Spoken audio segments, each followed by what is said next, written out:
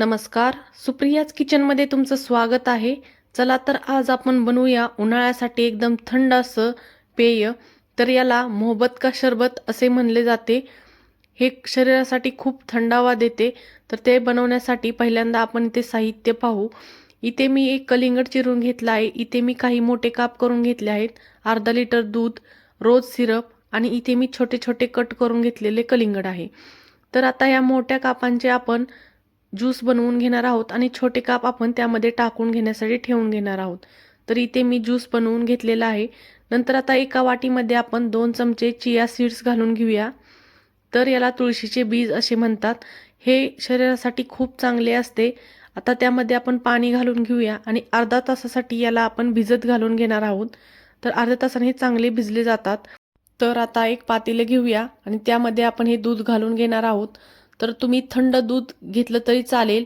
तर मी इथे दूध गरम करून नंतर त्याला थंड करून घेतलं होतं. आता त्यामध्ये आपण हे ज्यूस घालून घेऊया. नंतर आता त्यामध्ये आपण रोज सिरपही घालून घेऊया. आता ते चांगलं आपण एका चमच्याच्या सहाय्याने मिक्स करून घेणार आहोत. रोज सिरप आणि ज्यूस आणि आपले दूध चांगलं मिक्स करून घ्यायचं आहे. तर आता हे चांगलं मिक्स झालं आहे. बघा कलर मस्त असा चेंज झालेला आहे. आता त्यामध्ये आपण हे कट करून घेतलेले कलिंगड घालून घेणार आहोत.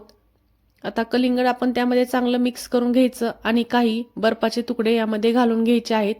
तर बर्फाचे तुकडे घालून घेतल्यानंतर हे चांगलं मिक्स करून घेऊ आणि चिया सीड्स पण आपण यामध्ये घालून घेणार आहोत. तर आता अशा प्रकारे आपला हा सरबत तयार झालेला आहे. तर आता आपण त्याला सर्व करू. त्यासाठी इथे ग्लासमध्ये मी 2 आईस क्यूब घालून घेतले आहेत.